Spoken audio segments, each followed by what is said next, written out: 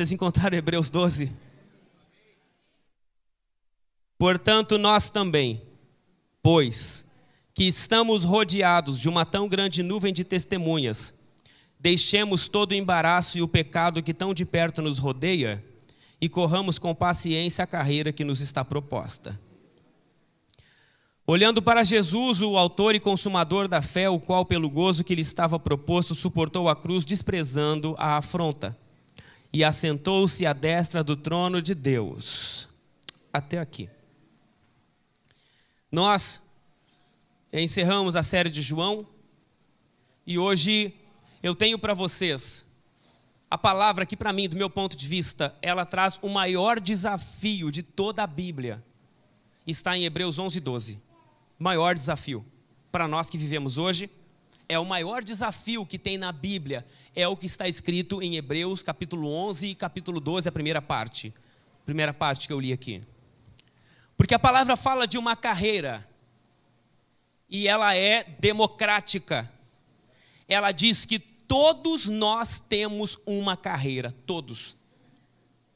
Criança, jovem, adulto, mais velho, idoso. Todos temos uma carreira para trilhar, uma estrada, uma corrida.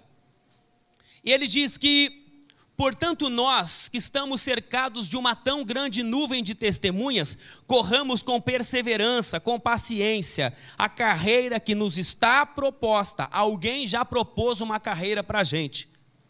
Talvez até hoje você tenha vivido uma fé, ou vivido um evangelho que não apresentou para você uma carreira, porque a grande verdade é que a maioria das pessoas que apresentam hoje o evangelho, e a maioria das igrejas, para não se dizer assim, a verdade é que a maioria das igrejas coloca a vida aqui dentro como fim. Ou seja, eu estou perdido, eu sou encontrado pelo Senhor, faço parte de uma igreja e acabou a conversa. Agora é sentar ali e assistir culto e ser abençoado e ir para casa. Beleza, não? Recebi o culto, recebi energia para a semana, vou lá viver minha vida de boa. Na terça-feira eu volto no culto para recarregar as baterias. Domingo eu volto no culto para recarregar as baterias. A igreja virou um fim. Ou seja, ali acabou. Quando eu cheguei ali, acabou a conversa. É sentar aqui, assistir o culto e esperar Jesus voltar. Entendeu? É nos passado um evangelho assim. É nos passado uma igreja onde ela é o fim. Chegou aqui e acabou. É só esperar os nossos dias fazendo tudo certinho, tudo bonitinho, ouvir a palavra do pastor, fazer a palavrinha certinha ali, entendeu? Não beber mais, não fumar mais, não falar mais palavrão, não fazer mais um monte de coisinha e tá de boa, acabou a vida. Só que não é assim. Só que a igreja não é fim, a igreja é meio. A igreja não é um lugar onde tu vai tomar passe, entendeu? A nossa experiência religiosa que a gente tem com o mundo, talvez dá pra gente a falsa consciência de que a gente está com uma vida ruim. Presta atenção, esse é o espírito religioso que nos cerca. Eu estou ruim, estou mal, estou com a vida com problema, estou desempregado, meu emprego parece que tem uma coisa trancando, tem um tranca-rua lá no emprego. Eu não sei, meu bolso parece que está furado, porque eu ganho e não consigo ver meu dinheiro. E eu acho que fizeram uma macumba para mim. Eu acho que fizeram alguma coisa. Eu vou na igreja para quê? Para dar uma aliviada. Vou lá, vou na igreja. Aí eu vou na igreja, me alivia e eu volto para a minha vida. De boa, isso é passe, irmão, isso não é culto. Isso é passe. Isso é passe na igreja. Isso é passe. Toma aqui, show aqui, fica. Entendeu? Pode ir para a tua vida em paz. Não é. Igreja não é isso. Igreja não é isso. Igreja não é fim, é meio. A igreja é quando eu encontro alguém que me enche de bênção. E me diz assim, agora vai distribuir o que tu recebeu. Igreja é isso. Igreja é eu receber uma família abençoada, e agora que eu tenho uma família abençoada, eu quero encontrar famílias que não são abençoadas, para que essas famílias experimentem a bênção que eu recebi. Isso é igreja. Igreja é meio, igreja não é fim. O fim da nossa religião não é no culto. O fim da nossa religião é nas pessoas que a gente tem contato, é no nosso mundo. O fim da minha religião é nos meus amigos. O fim da minha religião é nos meus parentes. O fim da minha religião é nos meus colegas de trabalho. O fim da minha religião é na pessoa que senta do lado do ônibus comigo. Ali é o fim da minha religião. Ali é onde eu pego o que eu recebi e faço de tudo para entregar para alguém. Isso é a religião que nós vivemos. Isso é uma carreira, é a carreira que nos está proposta. É o que a palavra fala. Corramos com paciência a carreira que nos está proposta. Agora, como é que se corre com paciência? Eu corro todo dia de manhã. Ou melhor, eu corria todos os dias de manhã. Eu não corro mais, acho que dá para ver. Coisa mais triste, cara, coisa mais triste é tu ter que não usar as roupas, não pode usar mais as roupas que tu tem. Eu olhei hoje, a única camisa que as duas que me cabia, uma estava amassada, eu estava correndo, a Priscila não estava comigo, não podia passar, e a outra estava suja. Aí sobrou essa aqui que está meio ainda, mais umas 2 semanas, se continuar assim não posso usar mais. Mas eu corria de manhã, dona Risa, todo dia. 5:30 da manhã e aí eu corri 6 horas. Só que no meio da corrida, no primeiro quilômetro, sempre dá vontade de parar. Sempre dá vontade de parar. E quem diz que não dá vontade de parar é mentiroso.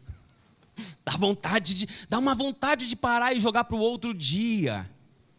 Só que a paciência escrita aqui é perseverança. A gente continua correndo com paciência.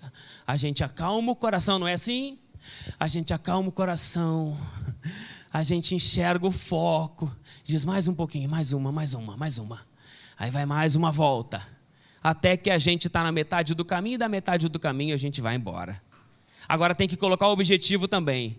Tem que sair para correr meia hora. Se tu sair para correr só para correr, tu vai correr 10 minutos e voltar para casa.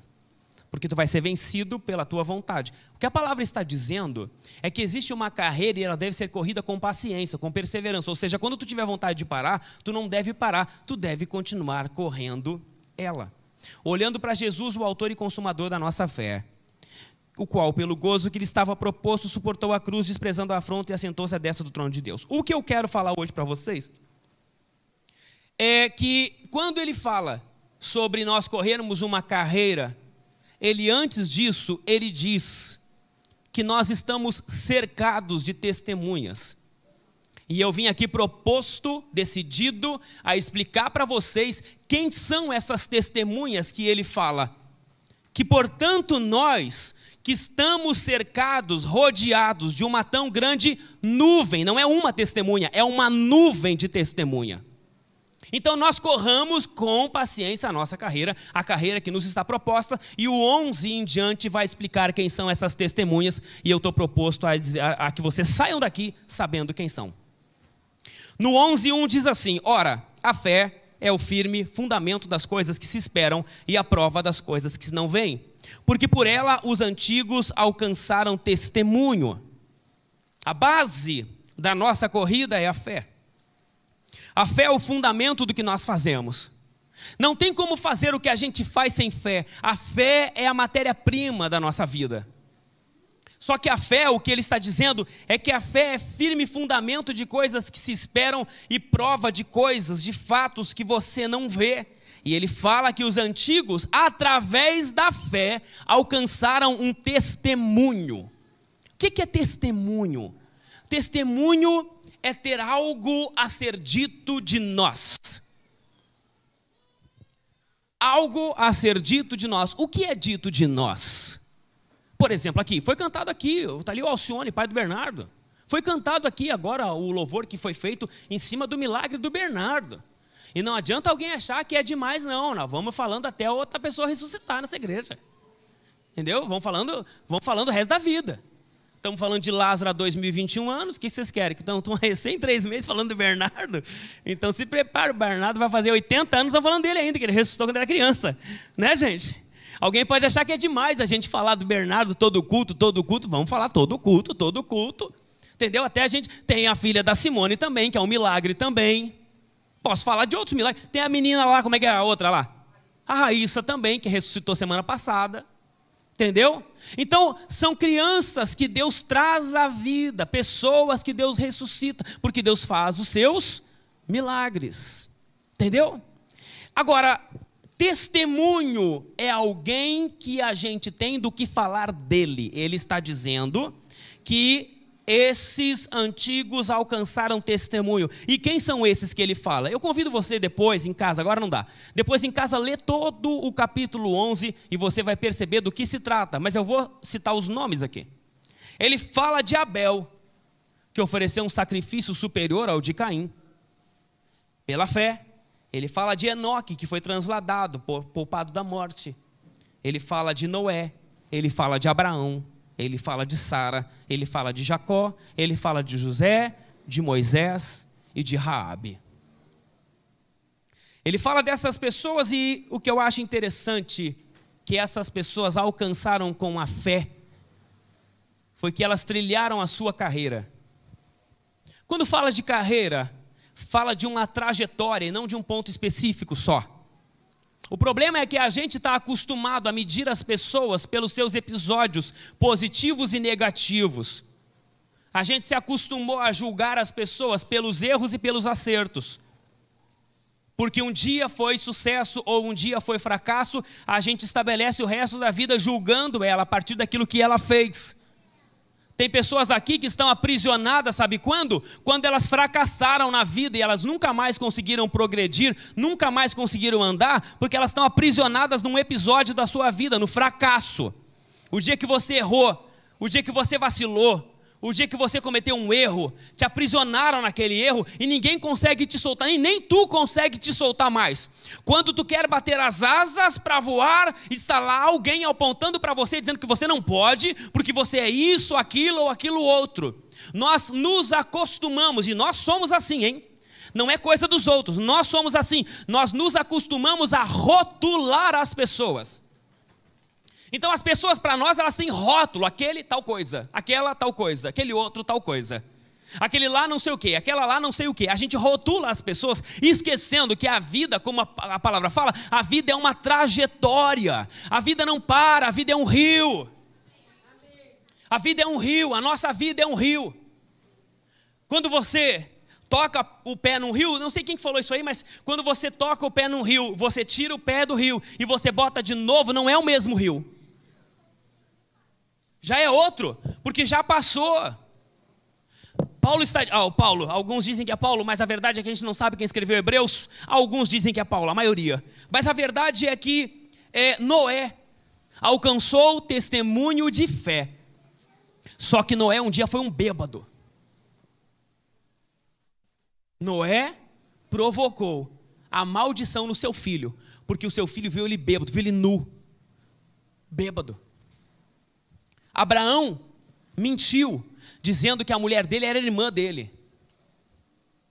Sara, a mulher de Abraão, duvidou quando os anjos foram falar para ela que ela ia ter um filho com 100 anos. Ela riu deles, riu dos anjos. Jacó mentiu, roubou a primogenitura do irmão. José foi abandonado. Moisés foi perseguido quando era criança e depois virou um assassino, matou. E Raabe era uma prostituta. Mas todos esses alcançaram testemunho. Sabe por quê? Porque eles entenderam que a vida é uma carreira e não um ponto final, um ponto só. A vida é uma trajetória que a gente vai viver e não um ponto apenas fixo. Por isso você não pode aceitar que a tua vida fique parada onde está. Ou você fique aí onde você está parado há quantos anos? Você está parado há quantos anos? Quando foi que te rotularam e esse rótulo não permite que você evolua? Quando foi que você foi abandonado de alguma forma por alguém e a tua vida não consegue ir mais para frente porque a tua autoestima é no lixo, a tua autoestima é no esgoto? Você tenta levantar, você tenta fazer coisas que te levantem a autoestima, mas logo, logo você volta para o buraco onde alguém te colocou, porque te abandonou, porque te desprezou, porque falou mal de você, e você não consegue levantar a autoestima, e a vida para você é uma derrota, porque você se aprisionou e ficou aprisionado no lugar onde colocaram você, onde colocaram José, mas não era o fim, era uma trajetória, e por mais sofrimento que José tenha passado, ele entendeu que a vida é uma trajetória, e o que importa é que ele creu nisso, e isso deu testemunho para a vida dele. Raabe era uma prostituta. Mas aí ela se converteu. Não, ela foi usada na prostituição. Ela estava na muralha, e ela era prostituta, e ela se agradou dos rapazes que estavam lá, e ela então cuidou e protegeu eles, e depois ela foi abençoada, mas ela foi usada lá, mas não é o fim dela. Raabe está sendo chamada de prostituta lá na história, mas lá em Mateus capítulo 1, na genealogia de Jesus, ela está lá na genealogia de Jesus, ela é como é que é o nome? Antecessora? Antepassada de Jesus. Entendeu ou não? É uma trajetória. A prostituta virou alguém da linhagem onde nasceu o Salvador. Porque é uma trajetória, é o que ele está dizendo, é o que a palavra está dizendo, que a vida é uma trajetória. É um dia depois do outro. Levanta da onde você está, pelo amor de Deus. Se a tua vida paralisou, onde foi que paralisou? Pelo amor de Jesus Cristo, levante de onde você está paralisado e comece a andar na trajetória que foi proposta para você. No 32 diz assim: e o que mais direi? Faltaria tempo. Ele está contando a história de gente que entendeu que a vida é uma trajetória. Faltaria tempo para dizer. E ele diz aqui, por exemplo, de Gideão. Gideão com 300... venceu 135 mil, fé, testemunho de fé. Baraque venceu o exército do general lá de Císera, um testemunho de fé. Sansão, você conhece Sansão? O que poderia se dizer de Sansão? Mulherengo, podia ver mulher, gostava de contar um segredinho para a mulher. É que contou para Dalila, ele cortou as tranças dele. Entendeu ou não? Só que, como é que ele morreu? Morreu clamando ao Senhor. Mais uma vez, Senhor, me dá de novo. E ele quebra as colunas do templo, e aquela coluna mata todo mundo que era contra o Senhor. Entendeu ou não? Uma trajetória. Podia ter parado lá, mas não parou. Podia ter aceitado a derrota lá, quando foi cortado, cegado os olhos, mas não aceitou a derrota, ele continuou firme no propósito. Jefté, Davi, Samuel e dos profetas. E ele fala do 33 em diante, uma série de coisas que eles fizeram. E eu quero agora, hoje aqui, colocar para vocês algumas coisas que esses homens fizeram, que são as testemunhas, que provam para você que você consegue também. Porque você fica paralisado às vezes na sua vida, achando que você é o único que enfrentou o que você enfrenta. As pessoas acham que os problemas delas é único, e que só elas têm aquele problema. Elas aceitam a derrota do problema. Elas aceitam a imposição do problema. Elas já têm o discurso pronto para não avançar. Elas já têm o discurso preparado para não ter fé. Elas já dizem, não, mas eu não, é que tu não sabe da minha história. Eu digo assim, vamos lá, vamos ter uma vida de mais oração.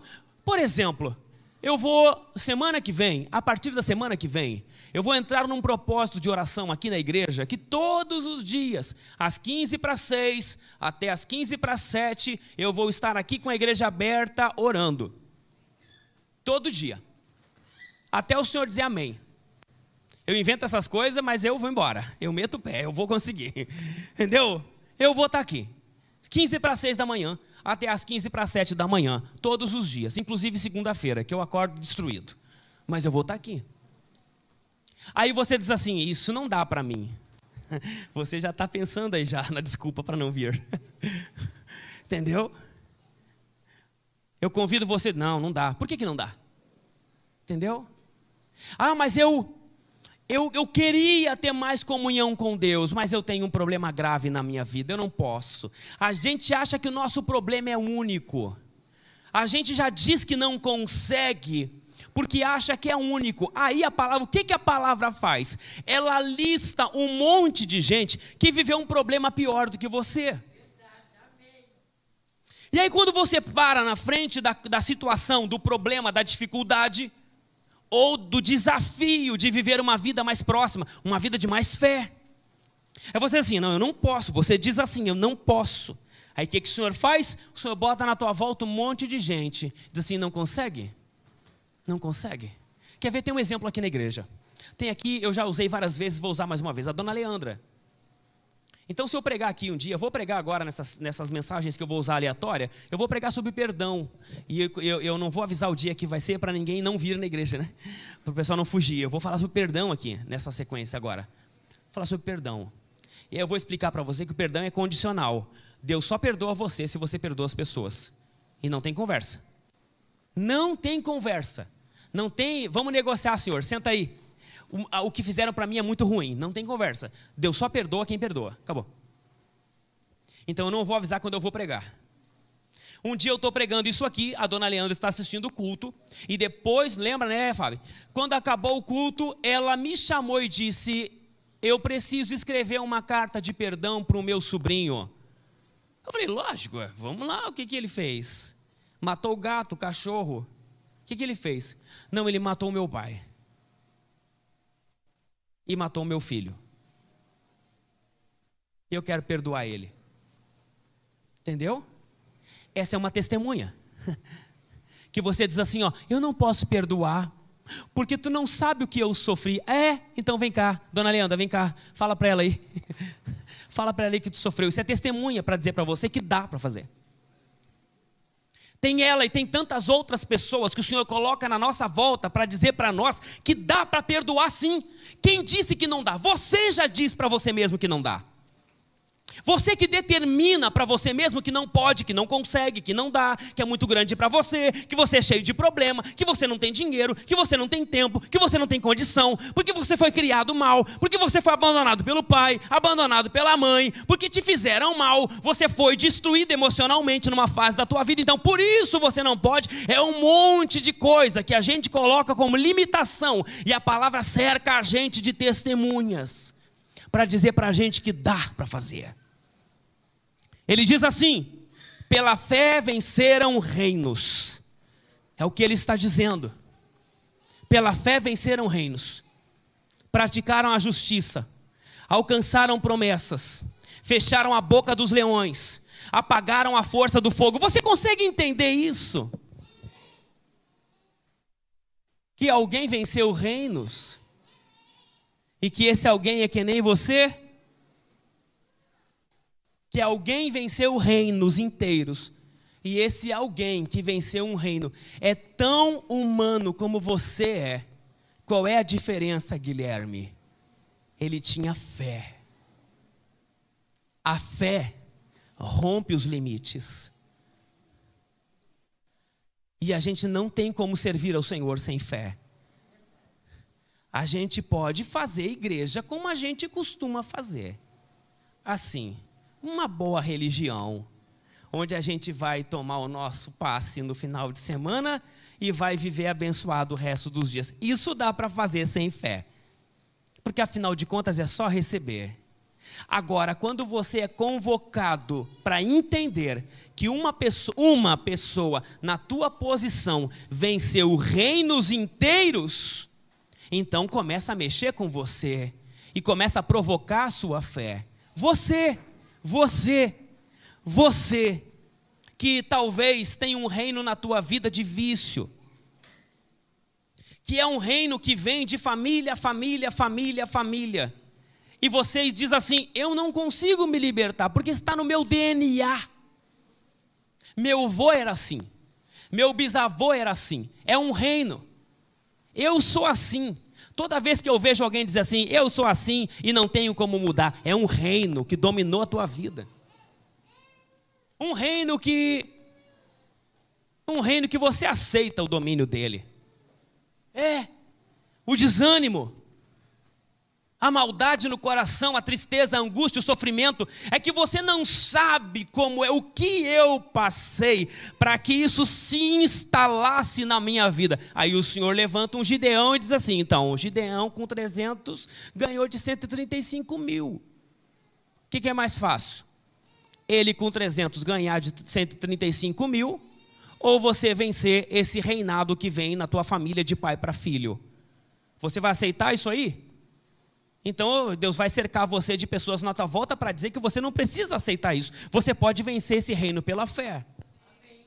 Vendo o invisível, saindo daqui dizendo assim, eu não aceito mais esse reino na minha vida. Venceram reinos, praticaram a justiça. Ou você acha que é difícil praticar a justiça o tempo todo?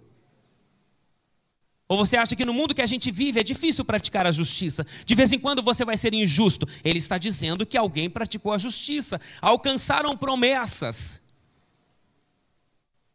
Eu quero que você entenda uma coisa aqui. Nós não precisamos orar por promessas do Senhor. Porque Ele já liberou promessas sobre nós.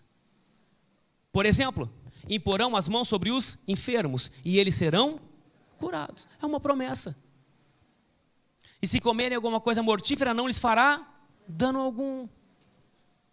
E imporão as mãos sobre os enfermos e expulsarão os demônios. É promessa.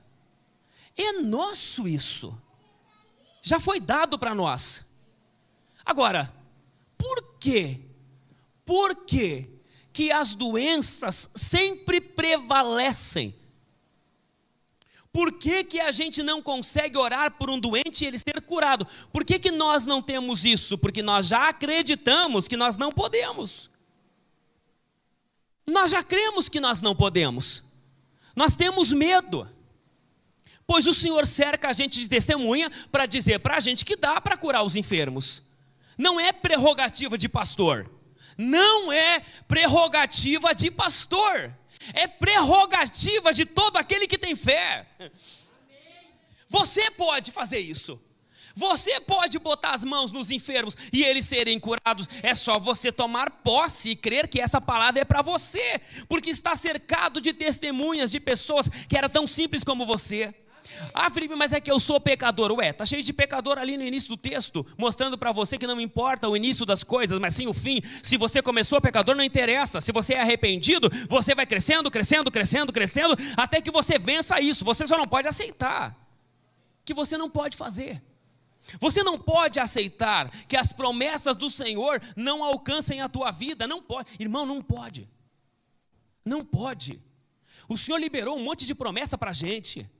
Tem promessa liberada para tudo quanto é tipo de pessoa. Promessa de bênção, promessa de paz. E como é que pode? Eu não consigo entender. Como pode um crente não viver em paz? Viver em guerra? Viver angustiado? Viver sofrendo? Como pode um crente viver sofrendo se a palavra disse que nós teríamos paz? E Jesus disse, a minha paz vos deixo, a minha paz vos dou, não a paz que o mundo dá, uma paz sobrenatural. Por que você está sem paz? Porque você aceita isso. Você não diz assim, ó, chega, a palavra está dizendo que eu ia ter paz. Como é que eu posso estar vivendo sem paz? Eu preciso de paz. O Senhor disse que eu ia ter paz. E a gente levanta em fé. Eu vou vencer. Eu vou passar por cima da batalha da guerra. Eu vou acordar em paz. O diabo não vai me manter em guerra em nome de Jesus. É assim, a fé é assim. É assim que a gente faz. Quando o povo chegou na frente do Mar Vermelho, e o Moisés começou a clamar, Deus, Deus, Deus, Deus. E Deus disse, Moisés, por que tu está clamando se eu já disse que tu ia ir, cara? Eu não falei que ia te levar para a terra, então o que tu está reclamando? Eu não falei como eu vou fazer, não importa. Eu disse que eu ia fazer, então levanta e marcha, porque eu falei que ia. Quando Davi chegou na frente do gigante Golias, irmãos, eu quero que você Entenda definitivamente isso. Vida cristã não é por vistas naturais, é por fé. A palavra diz: nós não vivemos por vista, nós não andamos por vista, nós andamos por fé. E a fé, tem um hino que diz assim, ó: a fé só abre os mares quando o momento chegar. A fé se manifesta quando o limite da força acabar. A fé tem seus segredos, não se revela ao que tem medo, mas ao que luta até o momento da fé chegar. A fé, irmão, a fé é enxergar o que os outros não enxergam. A fé é ver o que é limite como se não tivesse limite. A fé é um menino mirrado chegar na frente de um gigante, onde é isso aí, aonde um exército inteiro de gente habilitada está regando para o gigante. E eles estão tudo com medo. Mas esse gigante aí, César, como é que vence? Já pensou você? Você já pensou? Você chegar no meio do exército e os caras de .50, os caras de 762, os caras com tanque de guerra, os caras olhar para o exército e dizer assim: não dá para enfrentar esses caras aí não. Não dá para enfrentar, esses caras são muito grandes. Esses caras são muito poderosos. Olhando com a vista, ô Gabriel, olhando com a vista, Jennifer, com a vista. É grande mesmo, é gigante mesmo. Aí o que Deus faz? Levanta um menino chamado Davi, que está ali com fé. É disso que eu estou tratando hoje aqui. Talvez eu estou falando aqui em grego, aqui, talvez para alguns, porque a fé realmente é uma coisa desafiadora, mas hoje a gente vai entender. Chega um menino Davi, aí o rei olha para Davi e fala assim, o Davi diz assim: quem é esse incircunciso aí? Quem é esse cara aí que está se levantando contra o povo do Deus vivo? Quem é esse cara, irmão? Eu vou falar um negócio para vocês. Quem tem fé tem ousadia, irmão. Quem tem fé tem ousadia. Ele diz assim: vai dar certo, fica tranquilo que vai dar certo. Deus é com a gente. Davi chega e pergunta: quem é esse incircunciso aí que está se levantando contra o exército do Deus vivo? É o Golias. Ele está chamando um valente para enfrentar ele e ninguém tem condição de enfrentar. Davi pequenininho fala assim: então fala lá que eu vou. Eu. Mas tu não pode. Lembra que eu falei? As pessoas são acostumadas a rotular a gente pelo que elas veem da gente. Só que elas não sabem que dentro de nós tem um coração com uma fé enorme, incendiada. Mas tu vai ir assim. Aí o rei Saul chama Davi e diz assim: pera um pouquinho, pega a minha armadura, porque sozinho tu não vai conseguir. Ele bota a armadura do rei, vai tentar caminhar, nem caminhar ele consegue, porque a armadura é muito pesada para ele. E ele diz: rei, olha, vou dizer um negócio para você, eu já venci o leão, o urso lá, cuidando das ovelhas do meu pai, e o mesmo Deus que me usou, vai me usar para matar esse incircunciso filisteu. E Davi pega o seu cajado, uma funda, passa no lago, no ribeiro, e pega 5 pedrinhas, bota ali na sacolinha dele e vai na frente do gigante. O gigante olha para ele e diz assim: mas quem é tu vindo contra mim? Parece um cão. E ele diz assim: tu vem com lança, com espada e com escudo. Eu vou contra você em nome do Senhor dos Exércitos. E aí ele vai. E o inusitado acontece: ele joga uma pedra e a pedra entra no meio da testa do gigante, no meio do capacete, e mata o gigante. Davi arranca a cabeça dele e vence a batalha. Porque nós só podemos fazer essas coisas com fé. O problema é que você acha que só Davi pôde fazer isso. O problema é que você só acha os outros em condição de fazer isso, e você não consegue se levantar da onde você está e colocar fé nesse corpo, ao ponto de olhar para as coisas que estão se levantando contra você e dizer assim: não, isso não vai me derrotar. Alcançaram promessas, fecharam as bocas dos leões, apagaram a força do fogo, escaparam do fio da espada, da fraqueza tiraram forças. Você é fraco, eu sei que você é fraco. Só com fé para você se levantar contra essas coisas. Você é fraquinho. Seu emocional se abala de vez em quando e você fica sem saber o que vai fazer. A fé não é uma habilidade humana. A fé é confiança no Senhor. Desde que o caminho começou, quantas vezes eu olhei para o espelho, quando eu via pessoas transformadas, quando eu via pessoas curadas, como alguns que já estão aqui, outros até já seguiram para outras cidades, outros estados. Quantas vezes eu olhei no espelho e disse, mas eu não tenho condição. Mas não é sobre eu ter ou não condição, é sobre quem está em mim. Você é fraco mesmo, mas afinal de contas, Deus está em você ou não está? Deus está na sua carreira ou não está? Você colocou Deus na sua carreira? Se você colocou Deus na estrada da sua vida, então o que são os problemas? O que são as suas limitações perto do que Deus pode fazer através de você? Da fraqueza tiraram forças. Sabe o que é você estar fraco? Talvez você não tenha passado por isso com o Senhor, mas às vezes a luta te coloca para baixo, faz você se sentir um nada. É muito bom quando o vento está a favor da sua vida, é muito bacana. Você mesmo já experimentou isso. É muito bom quando o vento está a favor, quando tem dinheiro no bolso. É muito bom você chegar no mercado e fazer as suas compras e você não se preocupar se você vai ter ou não o dinheiro lá no caixa para pagar. É muito bom você fazer isso. Agora você já entrou no mercado sem saber se no final você ia ter condição de comprar aquela coisinha que faltava? Hein, homem, mulher que é mãe e pai, homem que é pai, que tem a responsabilidade de chegar lá no mercado e comprar as coisas. Você já passou pela experiência do teu filho pedir um docinho qualquer e você saber que não vai ter condição de comprar? Você já passou por essa experiência? Hein? Como é que ficou a sua moral?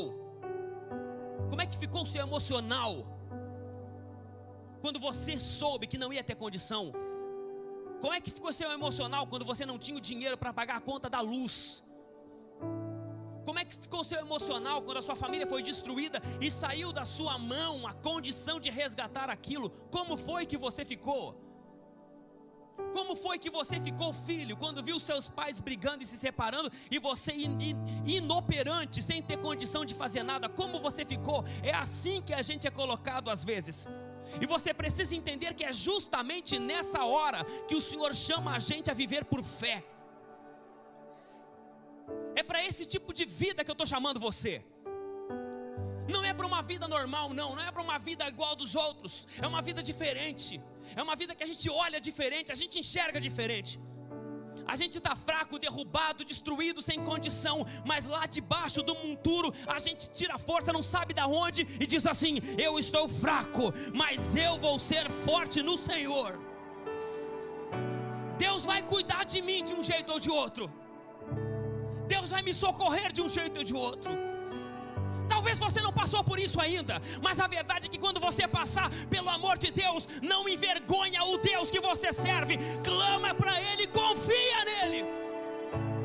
Você tem que confiar no Senhor.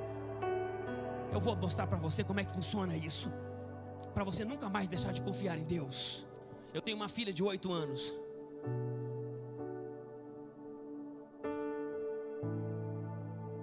E ela precisa de algumas coisas às vezes. Ela diz: pai, me ajuda a subir em tal lugar. Eu digo para ela: tá bom, filha, eu ajudo. Sabe o que ela faz? Ela fica calma esperando. Quando ela foi aprender a andar de bicicleta, ela subiu na bicicleta e eu disse assim: filha, pode ir, que eu estou te cuidando. Sabe o que ela fez? Ela foi. Sabe o que mais entristece o Senhor? É quando você está bem com Ele aqui, quando você passa por tribulação, você fica choramingando procurando os outros. Sabe o que entristece o Senhor? É quando você duvida dEle. É quando você tem dúvida dEle. Nunca duvide de Deus, porque se você tem Ele com você, Ele vai cuidar de você na hora da dificuldade. Mas e se a dificuldade me colocar medo? É aí mesmo que você tem que arrancar dessa fraqueza uma força e confiar no Senhor. Em nome de Jesus, da fraqueza tiraram forças, na batalha se esforçaram, puseram em fuga os exércitos dos estranhos. As mulheres receberam pela ressurreição seus mortos. E você acha que é só bênção, né? Na nossa ótica, não. Uns foram torturados,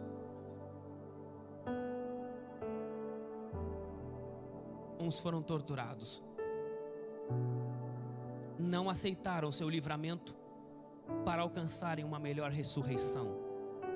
Experimentaram escárnios e açoites e até cadeias e prisões. Foram apedrejados, serrados, tentados, mortos ao fio da espada. Andaram vestidos de peles de ovelhas e de cabras, desamparados, aflitos e maltratados, homens que a terra não era digna. Ou a gente é de Deus, ou a gente não é de Deus. Ou a gente confia nele ou não confia nele.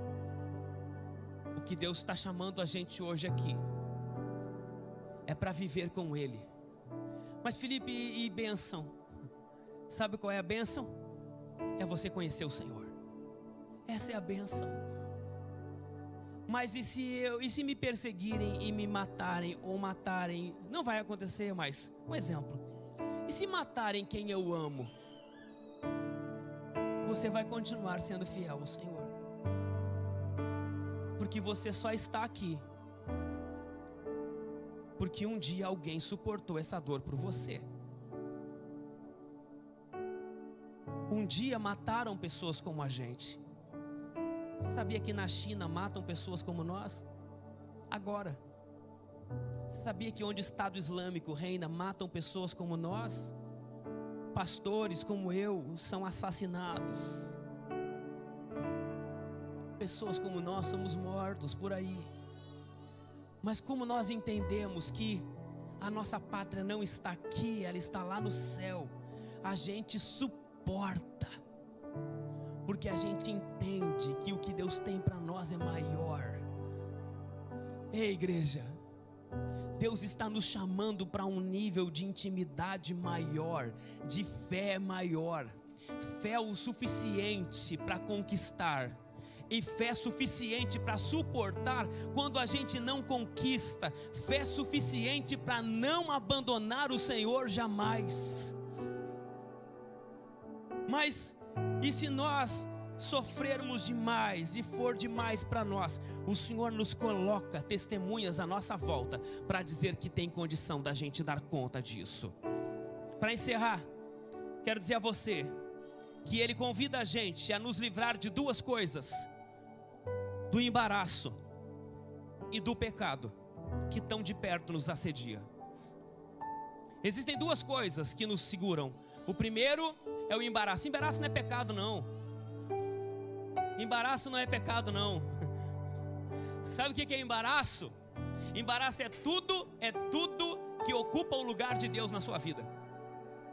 Embaraço é o que impede você de estar perto de Deus. Isso é embaraço.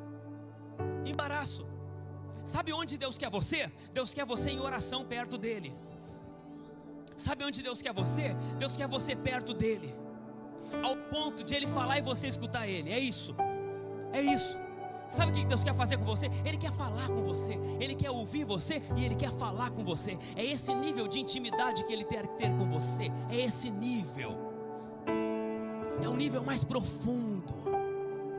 Deus não quer a gente nesse raso que a gente vive, religioso. Não, Ele quer a gente mais dentro, mais perto dEle. É onde Ele está nos chamando. Mas aí o que eu vou dizer a você? O embaraço nos segura. Ah, não posso orar hoje, porque hoje eu tenho que dormir. Embaraço. Tem uma vigília para a gente buscar o Senhor, para a gente orar mais. Não posso ir, meu sono é muito precioso. Embaraço. queria orar eu não posso orar todo dia, eu não posso estar perto de Deus, eu não posso falar com Deus, é embaraço. Aquela amizade que mesmo da igreja não te chama para perto de Deus, é embaraço.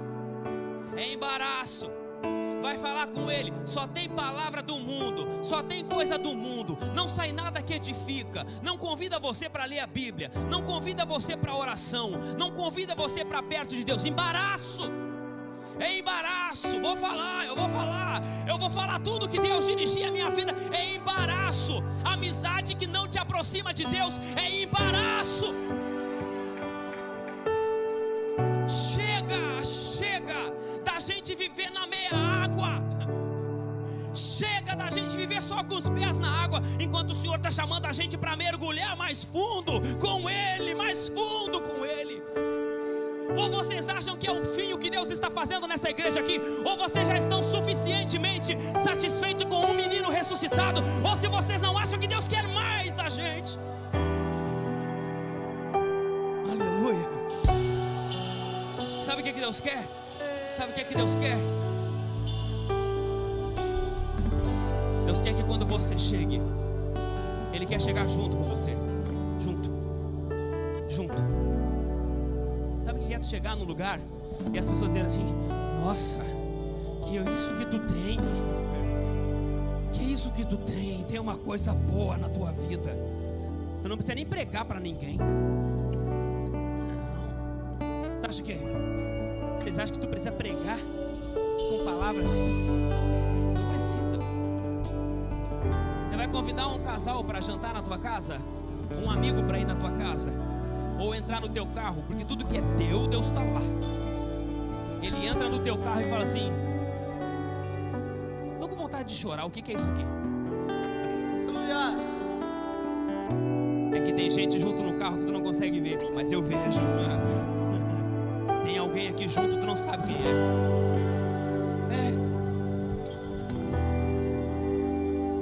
é esse nível. Você achava que era isso aí? Não é isso aí. Deus está chamando essa igreja para dar um passo além. Deus está chamando essa igreja para ir mais profundo. Deus está chamando você para dar um passo mais além com Ele. É um passo, só que esse passo tem que começar a tirar o embaraço. Embaraço. Muito ajuda quem não atrapalha. Me dá licença. É Deus na minha vida e acabou. E o pecado, embaraço e pecado. Se você conseguir se livrar do embaraço e se livrar do pecado, você vai começar a entrar nessa dimensão do Senhor. Ei, eu acho interessante. O poder de influência do mundo e das coisas do mundo é muito maior do que o poder de influência das coisas de Deus. É muito mais fácil um jovem se entregar para o mundo do que alguém do mundo vir para Deus, correto? É mais fácil algum homem ou mulher deturpar o teu casamento e te colocar bichinho na cabeça de vontade de traição. É muito mais fácil do que você influenciar quem trai a não trair como você. É muito mais fácil as pessoas te levarem numa festa do que você levar elas na igreja. É muito mais fácil, sim ou não? Sabe por que é mais fácil? Porque falta em nós essa profundidade que Deus está nos chamando. Quando a gente escute bem, segura aí, escute bem. Eu quero comunicar a vocês que a gente está indo para esse lugar. Eu quero informar vocês que a gente está indo para esse lugar. Qual é o lugar? O lugar que esse jogo inverte. Quando tu chega cheio do Espírito Santo, as pessoas querem saber aonde é que tu vai, que tu tem isso que tu tem. E elas vão querer ir aonde tu vai, e vão querer sentir aquilo que tu sente. A tua presença, somente de tu estar num lugar, a tua presença vai mexer com as pessoas. Porque tu nunca vai estar sozinho, você vai estar sempre cheio de Deus. Você não vai ser um ser humano socialmente evangélico. Você vai ser alguém cheio do Espírito Santo de Deus. Glória a Deus. Quando isso acontecer, o jogo vai inverter. Eu acabei de dizer, o que é mais fácil? Alguém influenciar um jovem a ir para o mundo, ou um jovem influenciar alguém a vir para a igreja? E você disse para mim que é mais fácil alguém influenciar o jovem a ir para o mundo. Eu estou informando vocês que o que vai acontecer aqui é que a gente vai dizer que é muito mais fácil nós trazer alguém para o Senhor do que nós irmos para outro lado. É isso que eu estou falando para você. É isso que eu estou falando para você. É que o jogo vai inverter aqui. É que a coisa vai bagunçar todinha aqui, todinha.